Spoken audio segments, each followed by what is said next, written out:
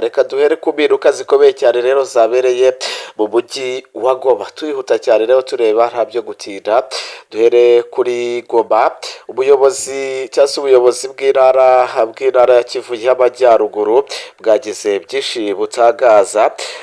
Ubuyobozi bw'intara ya Kivu y'Amajyaruguru bwagize byinshi butangaza, aho muri Burasirazuba bwa Repubulika Iharanira Demokarasi ya Kongo bwatangaje ko uyu mujyi wa Goma ugiye n'ubundi kugabwamo n'ubundi komine zigera kuri enye, ugiye gucamo ibice bine. Byagarutswe rero na guverineri n'ubundi w'iyi ntara Erasto Bahati Musaga. Uyu niwe muyobozi cyangwa se Koloneli Erasto Bahati, mu kiganiro n'ubundi rero aherutse kugirana n'abaturage bo muri ibyo bice n'ubundi. Muri icyo kiganiro yababwiye ko izo komine hari iya Karisibi, iya Mugunga ndetse Hakeveri ndetse n'ihuriro rya Alliance Fleuve Congo, aho rero bavuga ko ryigaruriye uyu mujyi wa Goma n'ubundi mu mpera z'ukwezi kwa mbere uyu mwaka, nyuma yaho n'ubundi rero riwirukanyemo ingabo za Repubulika Iharanira Demokarasi ya Kongo n'abafatanyabikorwa baryo.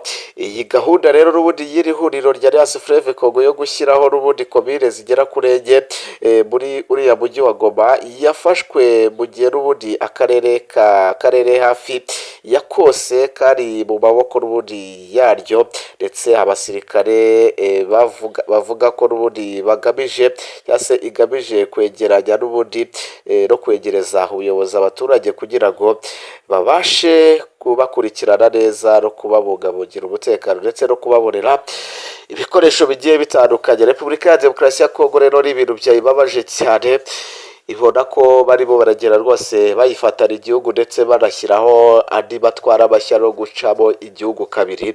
Bigaragara ko bikomeje kugenda biba bibi cyane, ni ibintu bikomeje rero kugenda bishyira, navuga ngo Repubulika ya Demokarasi ya Kongo mu mazi abira, aho bikomeje kugaragara ko iki gihugu cya Repubulika ya Demokarasi ya Kongo makumyabiri gikomeje kugenda ikikabara, kuko n'ibitangiye gushyiraho abayobozi bashyashya, n'ibitangiye kugenda ishyiraho ubuyobozi icamo ibice ibihugu cyangwa se ziriya ntara yafashe. Bigaragare ko bikomeje kugenda rwose biyibana bibi cyane, bikomeje kugenda bibana bibi cyane mu butegetsi bw'Kinshasa.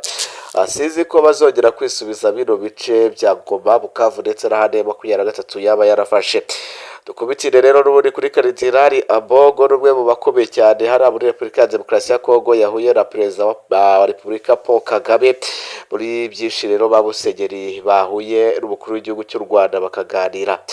Perezida w'u Rwanda His Excellency Paul Kagame yakiriye n'ubundi abashumba ba Kiliziya Gatolika bitabiriye inama y'ihuriro n'ubundi ry'abepiskopi Gatolika muri Afurika, aho ryaberaga no muri Madagascar, yitwa Sekabi. Iri kubera rero n'ubundi Kigali. Mu bo n'ubundi yakiriye rero harimo perezida wa Repubulika Paul Kagame ndetse na perezida wa Sekabi, n'ubundi akaba Arikiepiskopi Gatolika wa Kinshasa Kardinali Frodolin Ambongo, ndetse na perezida w'inama n'ubundi y'abakaridinali Atware Kambanda. Umukuru w'igihugu yagaragarije abari muri iyo nama cyangwa se aba bashumba aho u Rwanda n'ubundi rwavuye ndetse n'aho rugeze ubu ngubu, abibutsa ko n'ubundi kugira ngo rero ikiremwa muntu gikore neza bisaba uruhare rwa leta ndetse n'amadini. Yagize ati rero n'ubundi u Rwanda rusobanuye ububi ndetse n'ubwiza bw'ikiremwa muntu, byibutsa ko n'ubundi rero abafite inshingano muri leta n'amadini bagomba n'ubundi gukoresha ibyiza by'ikiremwa muntu kurusha ibibi. Mbere rero n'ubundi habayeho gutsirwa, ariko abantu n'ubundi beza ntibemera kuba n'ubundi imbata y'ibibi cyangwa se imbata yabyo. Perezida Kagame n'ubundi rero yavuze ko abantu bagomba kwigira ku mateka, bagakoresha cyangwa se bagakorera hamwe, bagategura n'ubundi urugamba rw'icyizere ndetse n'urubuga rw'icyizere. Ubwiyunge n'amahoro ntibikorwa gusa cyangwa se ntibikorwe mu Rwanda gusa, ahubwo bikaba muri Afurika yose. Yagize ati tugomba n'ubundi kwigira ku mateka, tugakorera n'ubundi hamwe, tugategura urubuga mu Rwanda, ahubwo ku mugabane wacu muri rusange. Iri huriro rero ry'abepiskopi rya sekaba riri kubera n'ubundi i Kigali kuva tariki ya 31 Nyakanga 2025. Bikaba rero n'ubundi biteganyijwe ko izarangira n'ubundi tariki ya 3 ubwo ari kuri iki cyumweru. Karama yitabiriwe rero n'abakaridinali basaga 13, ba musenyeri basaga 100 ndetse n'abapadiri basaga 70 baturutse mu bihugu bigiye bitandukanye bya Afurika. Ubwo n'ubundi rero yatangiraga ku mugaragaro, Karidinali Ambongo Forodorini yashimiye u Rwanda kuba rwarakiriye n'ubundi iyi nama, agaragaza ko n'ubundi ari igihugu cy'intangarugero cyanyuze mu bihe bishaririye cyane ariko gishobora kongera n'ubundi kwiyubaka. Arashimira Perezida Paul Kagame n'ubundi wohereje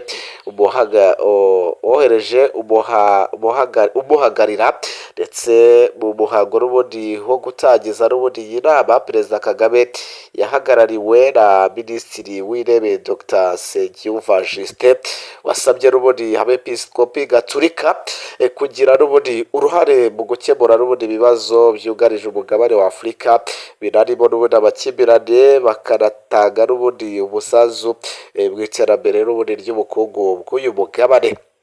Dr Nsengiyumva n'ubundi yagize ati itorero n'ubundi muri Afurika rifite n'ubundi uruhare rigomba n'ubundi kugiramo cyangwa se kugira mu kwerekana inzira nziza, imiyoborere myiza, guteza imbere n'ubundi uyu mugabane ndetse ubumuntu no gushyira imbere mu guteza imbere n'ubundi ubushobozi bwacu bwo kugira amahitamo mazima ku bihugu byacu. Inama y'abepiskopi n'ubundi rero ibaye ku nshuro ya 20 yabereye n'ubundi i Kigali, ifite insanganyamatsiko igira iti Kristu isoko y'amizero, ubumwe n'ubwiyunge n'amahoro. Icyerekezo n'ubundi rero cya Kiliziya umuryango w'Imana muri Afurika mu myaka 25 iri imbere. Biragaragara ko rero n'ubundi bari bishimye cyangwa se abepiskopi bari bishimye cyane, ndetse ubona ko Karidinali Ambongo nyuma y'amakimbirane u Rwanda rufitanye na Kongo we ntiyabyitayeho, yashimiye u Rwanda. Ariko muzaba mureba nagera hariya muri Repubulika ya Demokarasi ya Kongo uburyo bazamwanjama abanyekongo, cyane cyane abayobozi ariko bo muri guverinoma ya Tshisekedi bazamwambara bagira amatiku.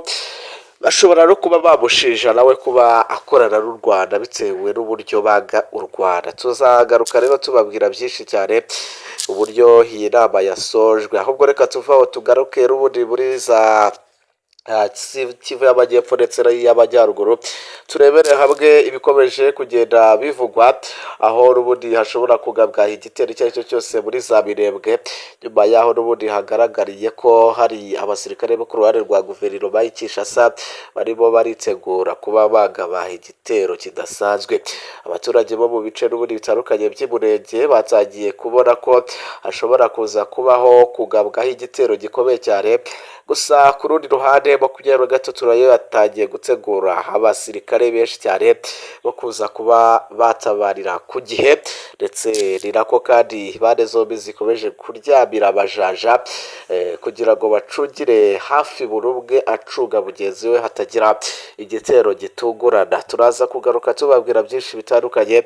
Icyo twasoreshaho nuko hano mu Rwanda n'ubundi habaye ibirori bihambaye cyane byo gusoza Giant of Africa byitabiriwe n'abastari bakomeye b'Abanya-Nigeria, Ayra Star ndetse n'uwo bita Chris Daniel mu Rwanda, ba Debeli n'abandi batandukanye.